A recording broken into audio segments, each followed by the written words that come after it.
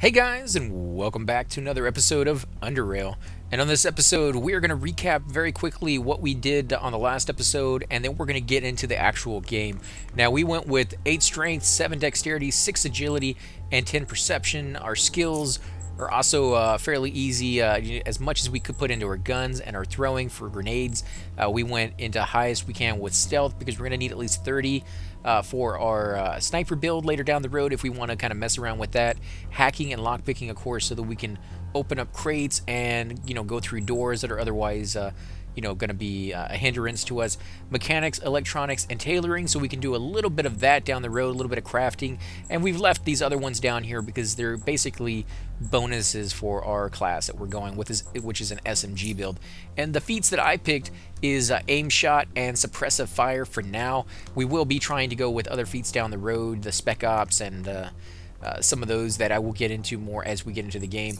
But this is our character, guys, and we're going to go ahead and hit the accept button and see what they have done to the game. Now, we have done this game 2 times before on 2 different playthroughs, and I'm kind of curious to see, what changes they've made now that it's out. So, Hadron Turner.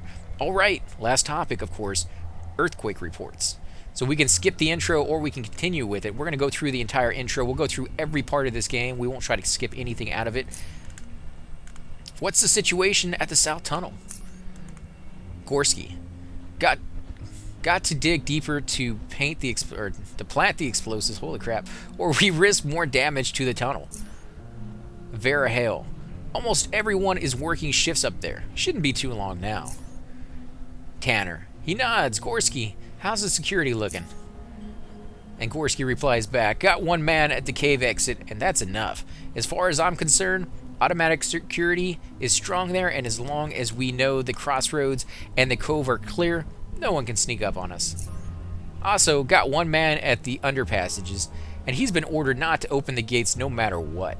The last thing we need right now are those bloody lurkers sneaking up on us. Everyone else is up at the platform securing workers and tunnels. Tanner. Good, good. If no one has anything else to add, that will conclude the council meeting. Oh, and Tanner actually says, just one more thing. In case you weren't informed already, I admitted a new citizen to the station.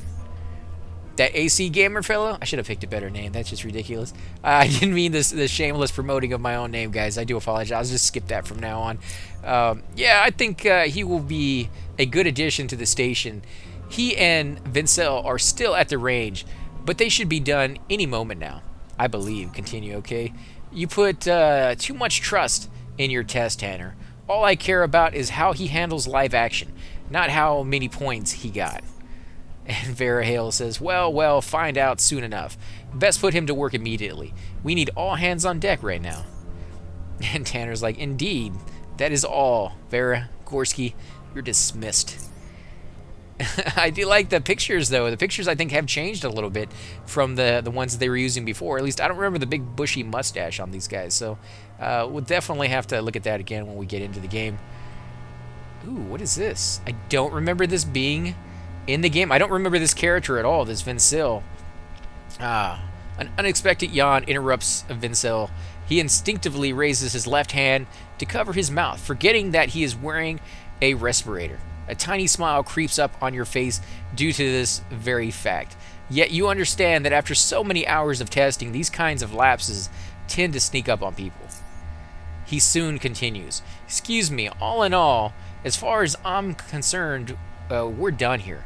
I've got a few other things to do, but unless you'd like to have another go at the testing range, you have no reason to stay here any longer.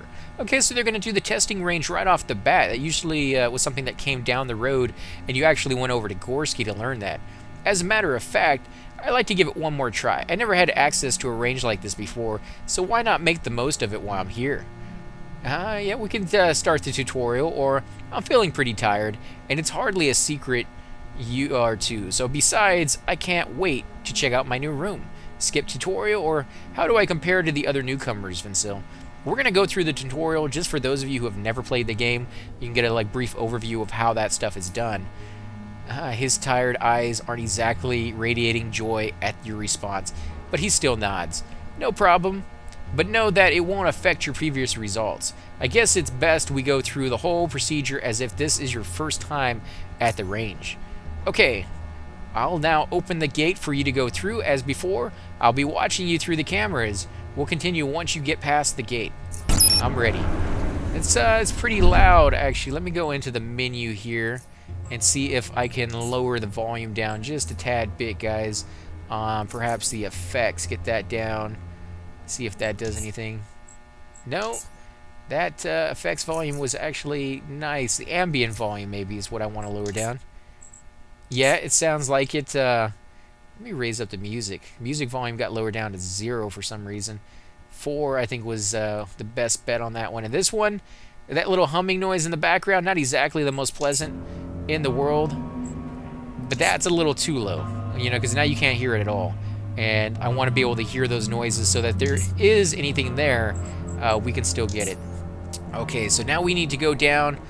Let's see, can we loot anything? We can actually click on the desk, but keep in mind, guys, that if it's red, it's not going to, the guy's not going to be happy that you're doing it, and he'll probably attack you. Whereas if it's this nice orange color, you can look into it, you can take whatever's in there, just don't click on anything red unless you're in stealth mode, and even then, just be prepared for him to be able to see you, and again, not be very happy about it. He probably will attack you right off the bat. So let's come up here. Let's see, so we can go into these things, we can go into the shelves. Can you hear me? Loud and clear. Great. Now pick up your weapons and armor from the cabinets. I think there's also a few EMPs left on the shelf as well. Press tab to highlight all interactive objects, or Z to reverse the order of highlighted objects. Contents of any containers can be picked up by either double-clicking on them in the counter window or dragging them into your inventory, which can be opened in a separate window by pressing I. You can also press A to take down all items from a container.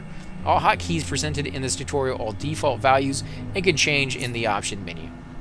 There will be 3 bots fighting against you, just like the first time, so choose an appropriate weapon and make sure you wear that armor. There was this guy a few years ago who forgot to put his armor on, and well, it didn't end pretty. Take those bots out, okay? To equip weapons, armors, and utilities, open up the inventory and double-click on any of those items or drag them into their respective slots. You may have up to 2 weapons equipped at the same time, and you can select the primary weapon by clicking on its icon in the action bar. The left side of the inventory window represents the contents of your belt, and this is where you put your utility items like grenades or special crossbow bolts. We've already known all that because we've played the game before, but for those of you who have not, it's kind of a little description on what you need to do. Ring me when you're ready to proceed, or if you have any questions. I understand. So let's see, we got 5 EMP grenades.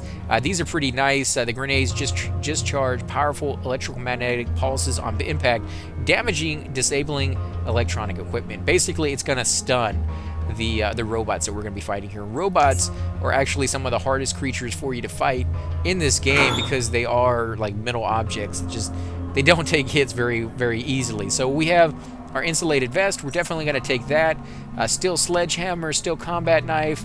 We don't really need any of these. This is kind of one of the weapons we're looking for right here. It's pretty nice, actually. It has pretty good damage, 7 to 19 mechanical. This is a Hawker type handgun, not the SMG we're going for, but it does have some ammo. I don't know if you get to keep all this stuff, but we're going to take it just in case. You can always click the take all button down there below, but getting the habit of actually coming into it and making sure you put on what you need to put on. So let's go into our inventory, and we can put down our knife as a secondary weapon and put on our main weapon right here. Let's put the knife there. There we go. We definitely want to right-click on this, reload current weapon. Yeah, we're going to reload it. Make sure our weapon is, fully loaded. You don't want to go into a fight with a few rounds down because you may need all of that.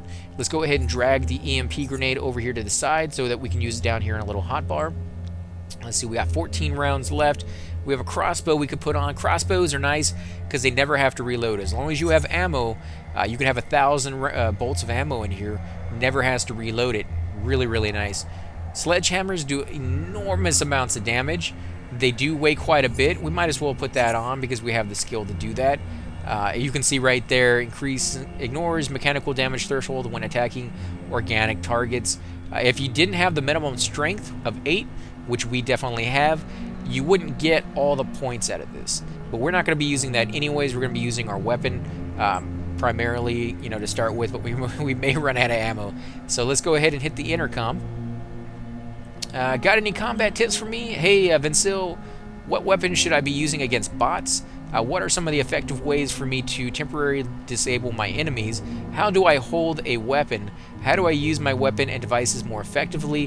How do I reload my weapons? That would be for now. Yeah, we're going to do that.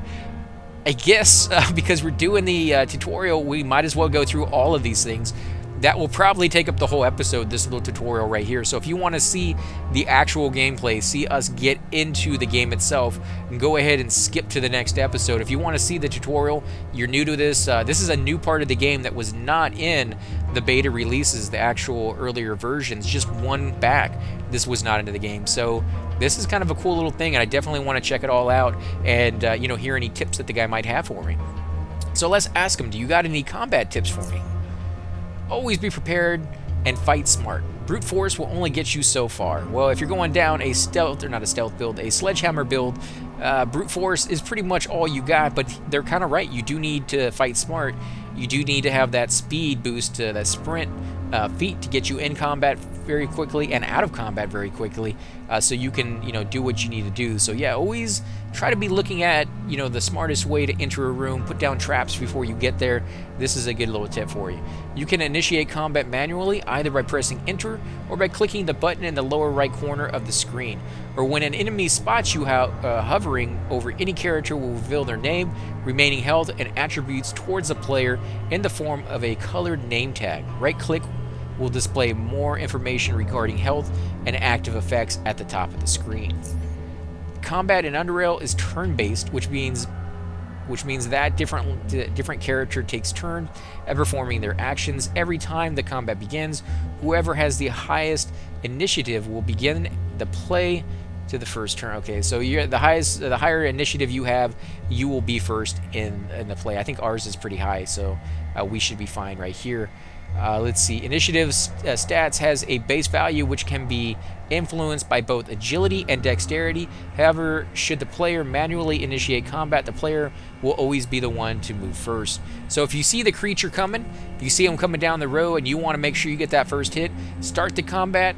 You will have to take a few steps forward, most likely, unless you're playing like a sniper build, and then you can attack. So you will lose a little bit of that movement points. And then, of course, if you know the creature takes a while to get to you and he doesn't have a gun, then let him initiate it, let him waste his first turn getting closer to you, and then you can blast him because now he's within range and you didn't have to get closer to him. So keep that in mind. Depending on the characters you're about to fight, there is certain ways to start the fight at a better situation than others. When the combat begins, an action point bar will appear in the lower right corner, which can be used for the duration of the player's turn. Movement points are colored yellow and can be used for movements only. Action points are colored green and can be used for attacking, placing traps, using inventory items and game world objects, etc. And if movement points have been exhausted, can be used for moving as well. Basically what they're saying there, guys, is you have two sets of points. You have your action points and your movement points. Movement points can only be used for moving around on the map. Action points can be used for everything in the game, including moving further away. But you definitely don't want to use your action points for moving unless you absolutely have to, because they're your attack points. They're the thing you can use to attack the enemy and kill him. Whereas movement points can be used for nothing else other than moving. So I would highly suggest using those to get into better positioning, further, closer away, coming around from behind, whatever the case may be, and then using your action points. Always use those first if you can. Sometimes you're already in the right position, you don't need to move, and you can just attack and waste those points, end the turn, and be done with it.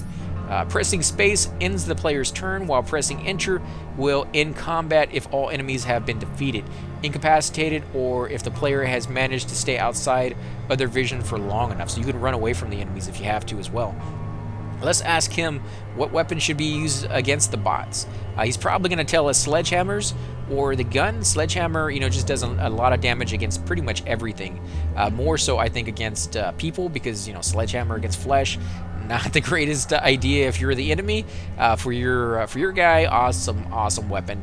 But it's slow, and you can only use it like once or twice per turn, if that. If you miss, it's pretty crushing. Like you're not going to be able to get any damage done that fight if you miss.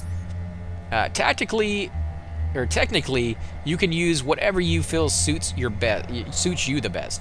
But as you know, bots in general are pretty well armored. Knives might work if you want to slash rat hounds, but against bots, you better use something like high calibered or armor piercing bullets, explosives, or even sledgehammers rather than, say, JHP rounds and bolts. Those aren't going to work as well. Now, EMP weapons are best if you want to do some serious damage or even short circuit bots. These don't work so well against living enemies unless you want to drain someone's energy shield, for example.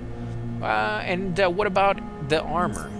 Well, armor is good for you, he laughs. When it comes to armor, there's always a trade-off between protections and mobility. And that's true, guys. That's a huge give and take in this game. For example, wearing metal armor makes you less agile but offers more protection.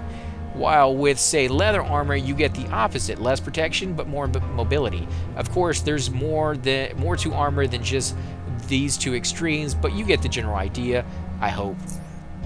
I placed a tactical vest in the locker, which works good against bullets, and that's what you will need right now. So if you consider the fact, guys, as you get better and better armor, it's going to actually lower your movement points. You're going to get less movement points because you're really heavy. You have a lot of stuff on your character, it just doesn't move nearly as well. But if you take into account you may have like a sniper or an SMG that can fire from a large distance, then you definitely don't really need all those movement points. So yeah, it's a trade-off, and you want to tactically think, or at least think ahead of time, what your build is going to be and how it's going to affect you. There's a lot of things in this game that will affect your character as you go through it. Don't expect it to know it all the first time you go through. I'm still learning it. A lot of the stuff I know may be not exactly up to date because they have done some stuff to this game now that it's actually fully out. So it's kind of interesting to experience it all over again for the first time almost. What are some of the effective ways for me to temporarily disable my enemies? There's loads of ways you can deal with his opponents. One can deal with his opponent. Some of you can incapacitate by flashbangs. Others you can stun with electrical weapons. I've never really used the flashbangs too much. The electrical weapons, though, are amazing. Those are ones you definitely want to invest in. Or if you're doing your Psi ability, the electrical one that, arcs back and forth between the enemies is a fantastic weapon. While both stun and incapacitates are disabling effects that prevent a target from performing any actions, they are not the same. Incapacitation effects break the line of sight between the player and the target, allowing for stealthy and easier escape or repositioning, but can be removed by any attack. Stuns, on the other hand, cannot be removed in almost all cases, but stuns targets do retain the line of sight and will chase the player once the stun effect wears off. Again, I've never really gotten to the stealth build, so this is kind of an interesting aspect of the game that I have not used for, pretty much at all. So I think when we finally do our rogue, that's probably going to be the route we go, and this is probably going to be something very useful, but for now, not so much. Let's see, how do I hold a weapon? We've already gone over that. I guess we can read what it has to say, though. How do I use my weapons and devices more effectively? That might be interesting. How do I reload my weapons? That will be all for now. I already know all of these things, but we might as well go through it. So let's see, how do I hold my weapon? He laughs. That's a good one. To equip weapons, armor, and utilities, open the inventory, double-click on any of the items, or drag them into the respective slots. You may have up to 2 weapons equipped at the same time, and you can select the primary weapon by clicking on its icon in the action bar. The left side of the inventory window represents the... He's already gone through all of this before. How do I use my weapons and other devices effectively? Keep important items where they easily to access, basically down here on the hotbar. The lower part of the screen contains the action bar. The left segment of the bar is where you can drag items and abilities for easier use. Certain items can be dragged from the inventory, while abilities and special attacks can be dragged from the quick invoker, which can be opened by pressing F or just clicking its icon in the action bar. The action bar also displays which of the weapons you have equipped in the primary one. You can also be seen in the player's model's hand. Yeah. We've already done all this. Let's skip past all this, guys. This is pretty easy stuff. Oh, say, I'm ready. Open the gates. Now, what he was talking about... Oh, they're already attacking me. Jeez. Dang it. Look at my life. It's already going down pretty good. And I didn't put on the vest. Putting on the vest now is going to use up a little bit of my action points, I believe. Can I not use it? I guess I can't do it during combat. And utility items for me during combat cost 50. I don't even have 50 action points to spend. It costs so much that I literally cannot do it. Okay, well, we're going to either use our weapon. This is just a regular attack, the target with a currently equipped weapon, or we can click on this quick invoker and see what else we have in here. We actually have aim shot because that's one of the talents that we put our points into. So we can use that, an aimed attack with any ranged weapon that guarantees a critical hit. Action points 18, range 10, and cooldown 3 turns. It means it's going to take 3 turns before we can use that skill again. Let's get rid of that. And let's look over here on the side. It tells us our movement points are 33 and our action points are 50. So we can move, and as you can see the little line on the ground, it goes from yellow to green. The yellow part is our movement points. The green part is our action points. You never want to move past the yellow. Always be on the yellow, get a little closer if you need to. Also, if you hover above the enemy, it tells you what your percentage is with hitting them with the weapon that you have on right now. So I have a 75% chance to hit this guy, I have a 57% chance to hit this guy, and I have a 50% chance to hit this guy because they're further away. Also keep in mind that the light in the room also determines your ability to hit enemies. If they're further away and it's a dark area, it's hard for you to see and your percentage will go down. There's items that you can throw down like torches or flares that will illuminate a certain area, make it easier for you to hit, and it's definitely something to consider. Now we could go with our aim shot, and I think that's the best method to do. We're going to use that on this sentry bot and just see how well we do. Nice, negative 41 critical, and we incapacitated him. So that's kind of a cool little thing we can do here. What about our grenades here? We're going to go ahead and try a grenade just to see what that looks like.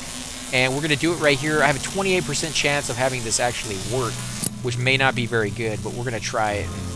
Definitely, hopefully. I'm getting a little bit of lag here. I don't know why. Never gotten lag on this game before. Guess there's a lot of stuff going on. Now, they're all incapacitated right now. And this is my time to go ahead and end the turn because I have no points left. So we'll definitely check this out. Now, they're not going to be able to attack me this turn. They're incapacitated. I could leave the room.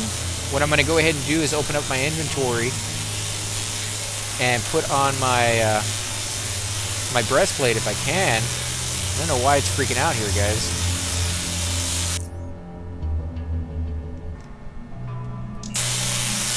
Okay, sorry about that, guys. Had to fix that.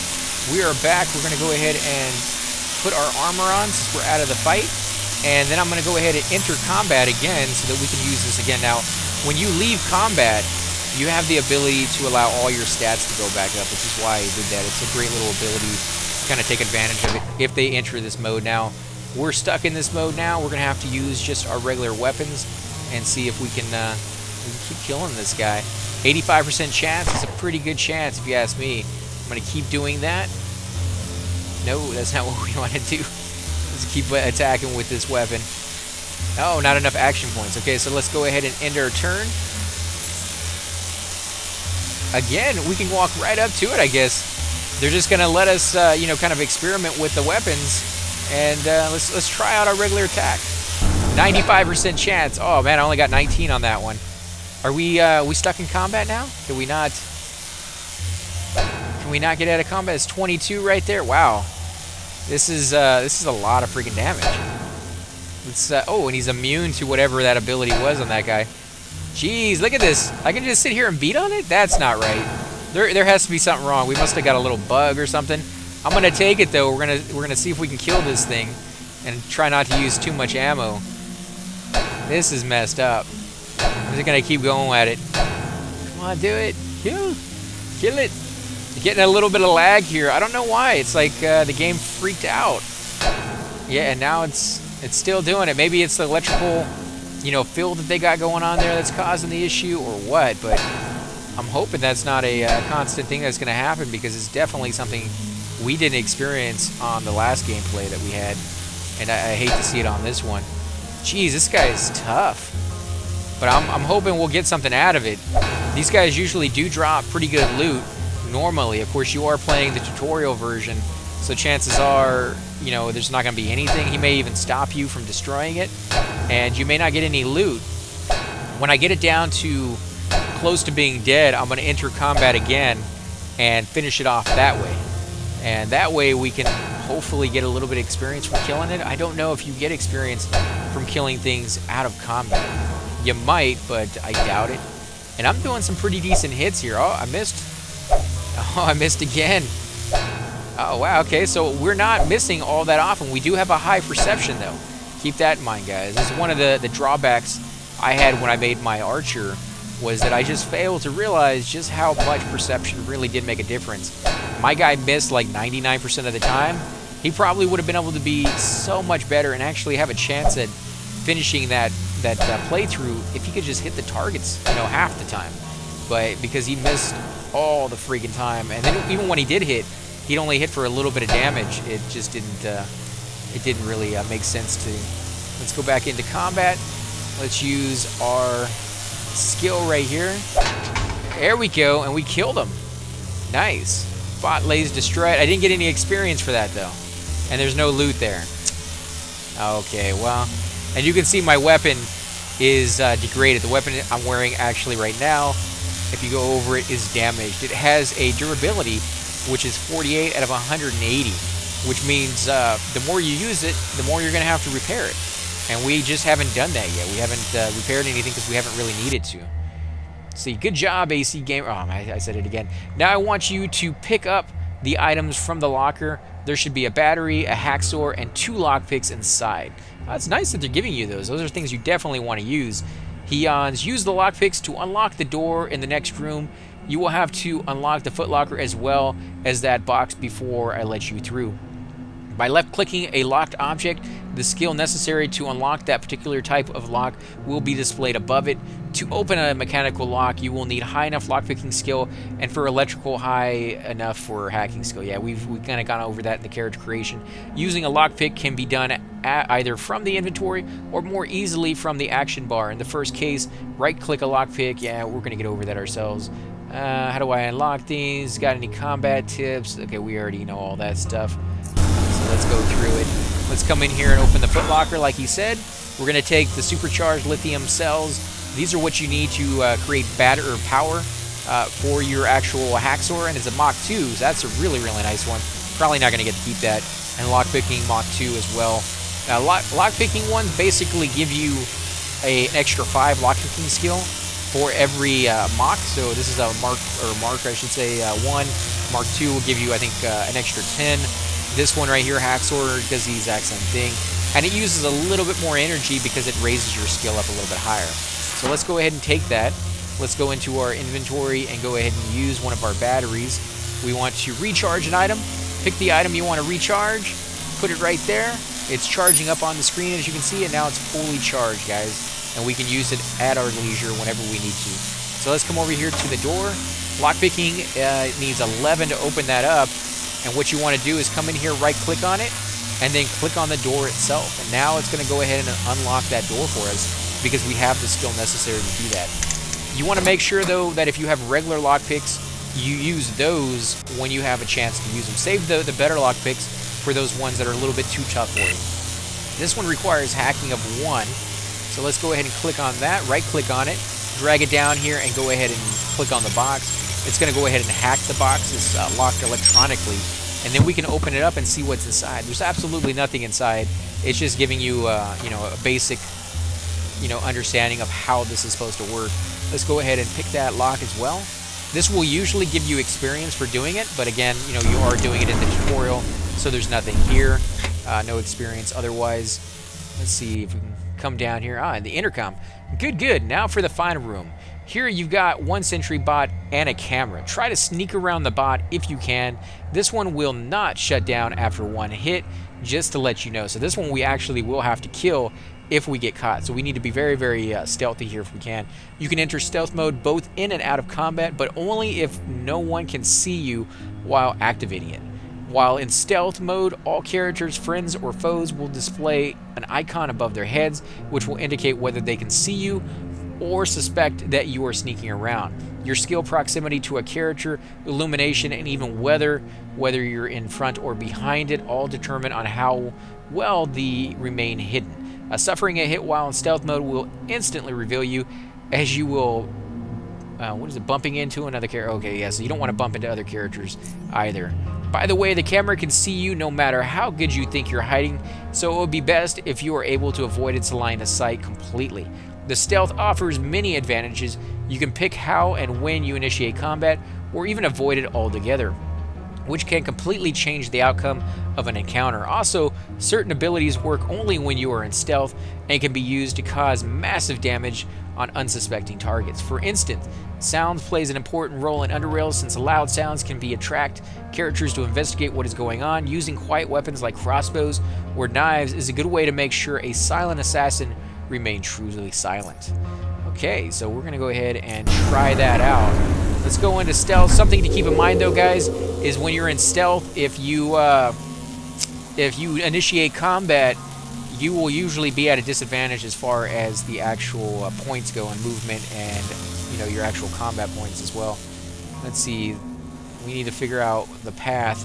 Oh, so he sees me on the camera. If I can get over here fast enough, I might be able to get by him. Come on, get in here, get in here. I wonder what's up there. Oh no, crap, here he comes. Let's get out of here. Yep, the camera saw me. The robot will be alerted right off the bat if the camera sees me in most of these dungeons. This one, apparently, he's coming right for me. He's coming right for me, no!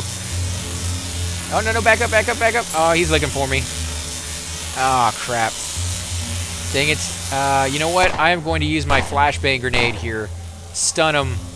It's not going to be the best thing, and I want to make sure I don't get hit with the... Actually, it's an EMP grenade. Doesn't matter if I get hit by it. It's not going to do anything to me at all. There we go. And now I can run. What's his life down at all? Oh, wait, he's actually getting hurt quite a bit. You know what? We're going to let him come to us because he's not stunned, and then I'm going to beat on him, I guess.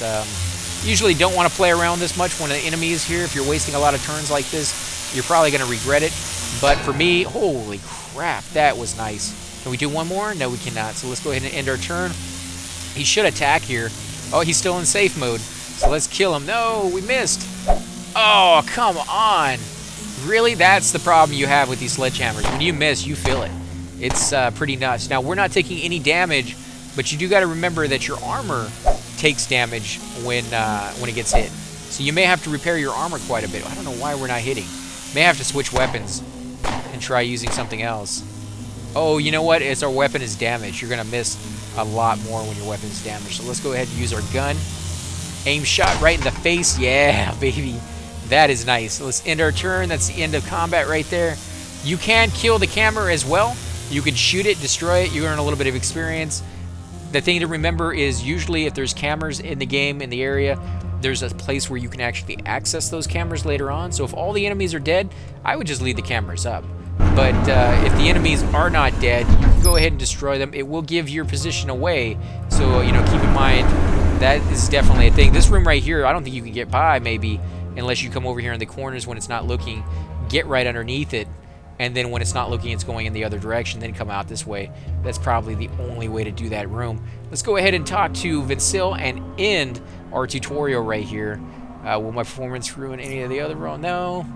How did I do versus other ones? No, please, no. Aren't you tired already? Just no. I'm done here. It's time to check out my new room. I have no doubt you'll like it. I have yet to see any newcomer complain. He laughs. Nothing more to say than congratulations again, and welcome to Southgate Station. Go and get some rest. See you around, Vincil.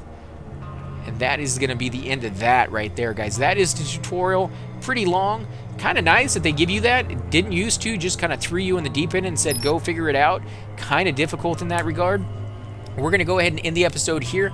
This is going to be the start of our new Let's Play, guys. This is going to be the first episode where we're actually doing something. You can see we have mail to check on the computer. We can check the desk. We can turn light switches on and stuff like that. Definitely worth it for you to do that, unless, of course, you're trying to sneak. But again, guys, thanks for watching. And if you do like these videos, be sure to hit that like button, subscribe. Definitely leave those comments down below. I want to know what you guys think of the game so far. And I will catch you all next time.